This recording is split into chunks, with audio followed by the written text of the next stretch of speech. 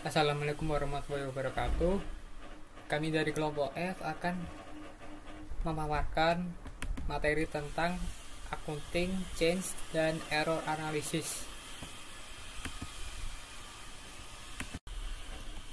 Sebelumnya perkenalkan anggota kelompok kami. Saya sendiri developer Razer dengan NPM akhir 123, ada Aryan Emon Ginting dengan NPM akhir 154, lalu ada Mary Angeline dengan NPM akhir 204, dan Fatona Nur Hasanah dengan NPM akhir 223.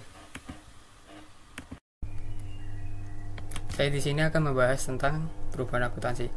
Ada hal yang melatar belakangi perubahan ini, yaitu berbagai pilihan yang ada di dalam akuntansi, seperti mengurangi daya banding informasi keuangan, lalu mengaburkan data trial masa lalu yang berguna. Lalu ada jenis-jenis perubahan akuntansi. Yang pertama, perubahan dalam kebijakan akuntansi. Yang kedua, perubahan dalam estimasi waktu. Kesalahan dipertimbangkan sebagai perubahan akuntansi. Selanjutnya ada perubahan dalam kebijakan akuntansi. Itu adalah perubahan dari satu kebijakan ke kebijakan akuntansi yang lain. Ada 3 pendekatan dalam melaporkan perubahan akuntansi. Yang pertama, pada periode berjalan atau currently. Yang kedua, berlaku surut ke belakang atau retrospektif. Lalu yang ketiga, berlaku ke depan atau prospektif. IASB menetapkan penggunaan pendekatan retrospektif. Lalu selanjutnya, pendekatan perubahan akuntansi retrospektif. Perusahaan melaporkan perubahan akuntansi yang pertama dengan cara menyesuaikan laporan keuangan untuk tiap periode masa lalu dengan menggunakan metode atau basis yang sama apabila menggunakan kebijakan akuntansi yang baru. Yang kedua, melakukan penyesuaian atas nilai tercatat dari aset dan liabilitas pada awal tahun dilakukannya perubahan. Juga melakukan penyesuaian yang diperlukan terhadap saldo laba atau komponen ekuitas lainnya yang sesuai atau aset bersih. Pada awal tahun dilakukannya perubahan. Nah, selanjutnya ada laporan perubahan dalam kebijakan akuntansi. Pengungkapan utama yang perlu dilakukan adalah yang pertama, hakikat atau sifat perubahan dalam prinsip akuntansi. Yang kedua, alasan-alasan mengapa penerapan kebijakan akuntansi yang baru dapat menyediakan informasi yang lebih relevan dan reliable. Yang ketiga, untuk periode berjalan dan setiap periode sebelumnya yang telah dilaporkan.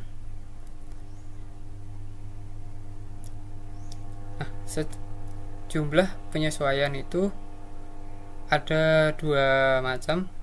Untuk tiap lini item laporan keuangan yang terdampak, dan yang kedua itu EPS dasar dan EPS dilusian. Lalu yang keempat, jumlah penyesuaian yang berkaitan dengan periode sebelum semua perubahan dilaporkan. Change in accounting estimates itu ada bagaimana kita melaporkan prospektif. Yang pertama adalah perubahan estimasi akuntansi dilaporkan secara prospektif, di mana artinya perubahan estimasi hanya mempengaruhi periode berjalan dan masa depan, bukan periode pada sebelumnya. Nah, penyesuaian bukan penyesuaian retrospektif. Nah, ini dianggap perubahan estimasi sebagai hal yang biasa dan tidak mengharuskan perusahaan untuk mengubah laporan keuangan periode sebelumnya. Perubahan estimasi akuntansi adalah hal yang wajar dalam dunia bisnis. Perusahaan juga perlu menyesuaikannya perkiraan akuntansi yang seiring berjalannya waktu mencerminkan kondisi yang ada pada perusahaan tersebut. Perubahan ini juga hanya mempengaruhi laporan keuangan periode yang berjalan pada masa depan dan tidak mempengaruhi laporan keuangan pada periode sebelumnya. Yang kedua adalah pengungkapan, di mana suatu perusahaan harus mengungkapkan hakikat dan jumlah dari perubahan dalam estimasi akuntansi yang memiliki pengaruh dalam periode berjalan atau diharapkan memiliki pengaruh terhadap periode mendatang. Nah, kecuali ketika dipandang tidak praktis untuk mengestimasikan dampak tersebut. Perusahaan tidak perlu mengungkapkan perubahan dalam estimasi akuntansi yang dilakukan sebagai bagian dari operasi normal, seperti penyisian piutang, tagi atau persediaan yang usang, kecuali perusahaan ini bersifat material. Baik, selanjutnya kita masuk ke dalam materi accounting error. Jadi jenis kesalahan akuntansi secara umum dibedakan menjadi 6. Yang pertama adalah suatu perubahan dari penerapan prinsip akuntansi tidak diterima secara umum ke kebijakan akuntansi yang diterima secara khusus. Kemudian yang kedua adalah kesalahan perhitungan matematis. Kemudian untuk yang ketiga adalah perubahan dalam estimasi yang terjadi karena suatu perusahaan tidak melakukan penyiapan estimasi secara baik. Yang keempat adalah tidak mencatat pendapatan atau beban akrual yang ditangguhkan. Yang kelima adalah salah menggunakan fakta sehingga terjadi kesalahan dalam pencatatan akuntansi. Dan yang terakhir adalah klasifikasi tidak tepat atas pencatatan biaya sebagai beban, bukannya sebagai aset atau sebaliknya. Kemudian Kemudian selanjutnya adalah jenis kesalahan dalam akuntansi sesuai kategorinya. Pertama adalah kategori akuntansi pengakuan beban. Jadi, di pengakuan beban ini biasanya mencatat beban atau jumlah yang salah pada periode terjadinya kesalahan. Kemudian kategori yang kedua adalah pengakuan pendapatan. Jadi, jenis penyajian kembali ini atau restatement ini menggunakan berbagai ketidaktepatan dalam pengakuan pendapatan atau pendapatan yang belum jelas tapi sudah diakui ataupun sejumlah kesalahan lain yang menyebabkan pendapatan salah gaji dilakukan pencatatan ulang. Kemudian kategori yang ketiga adalah kesalahan klasifikasi. Biasanya kesalahan klasifikasi ini termasuk dalam penyajian kembali yang disebabkan oleh kesalahan klasifikasi terhadap akun lancar atau tidak lancar ataupun yang berpengaruh pada arus kas operasi. Kemudian masuk ke dalam kategori akuntansi ekuitas lainnya. Biasanya jenis penyajian kembali ini terdiri dari ketidaktepatan akuntansi terhadap EPS atau saham yang dibatasi, waran, dan instrumen ekuitas lainnya. Kemudian kategori akuntansi selanjutnya adalah cadangan atau kontingensi. Jenis penyajian kembali atau restatement ini biasanya mencatat kembali kesalahan yang terkait dengan akun piutang tidak tertagih, cadangan persediaan, cadangan pajak penghasilan, dan kerugian kontingensi.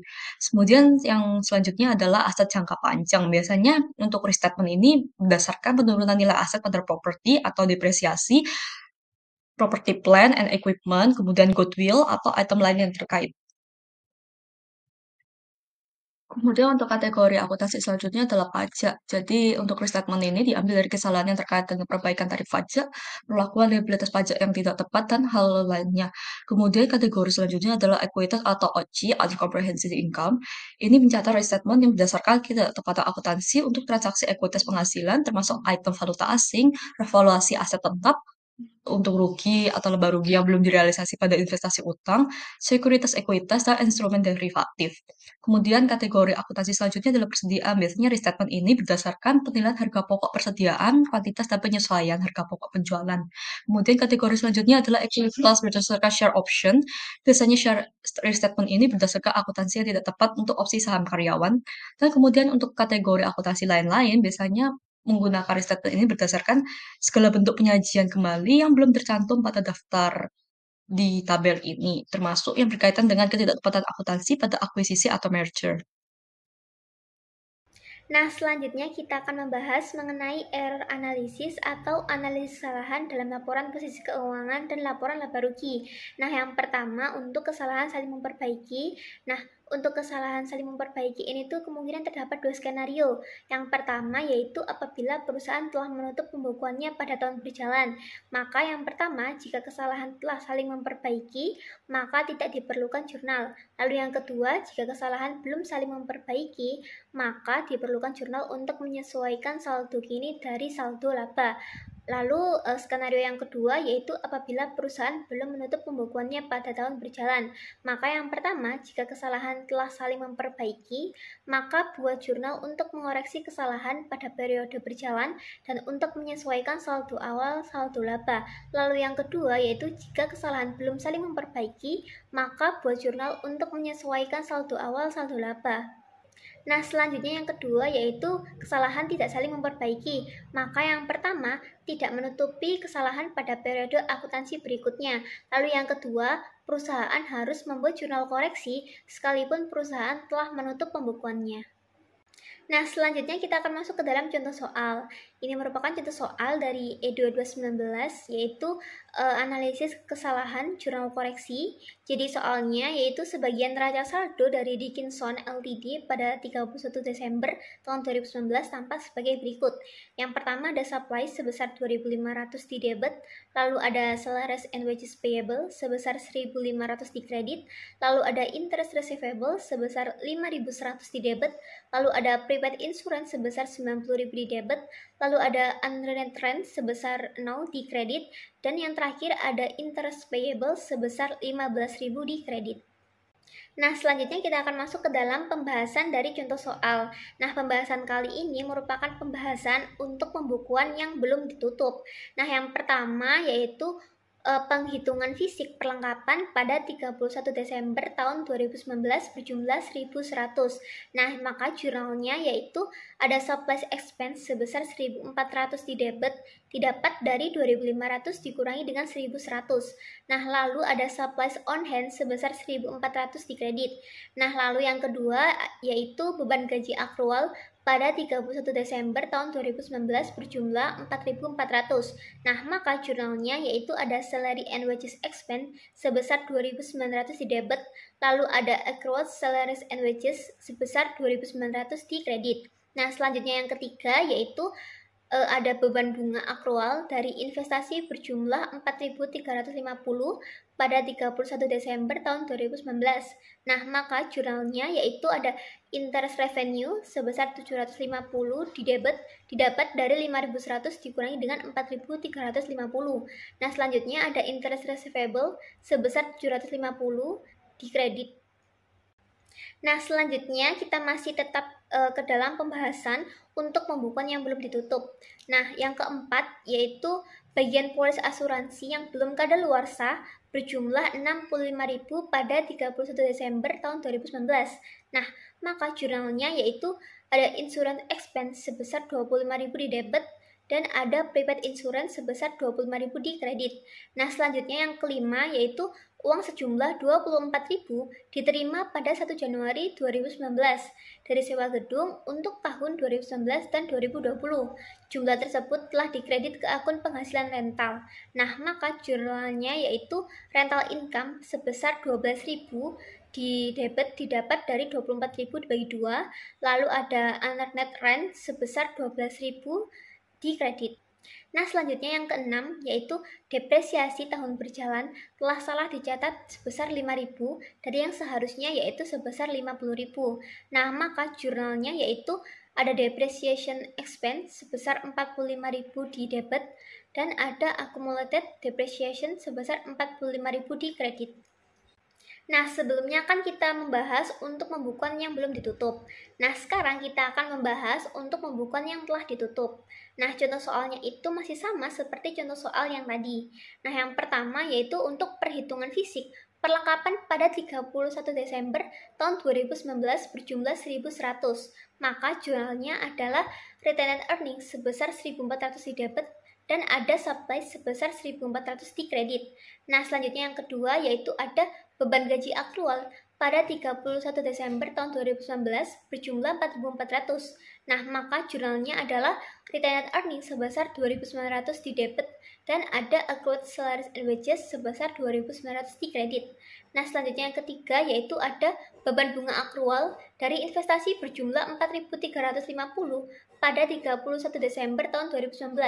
Nah, maka jurnalnya yaitu ada retained earnings sebesar 750 di debit didapat dari 5.100 dikurangi dengan 4.350 dan ada interest receivable sebesar 750 di kredit.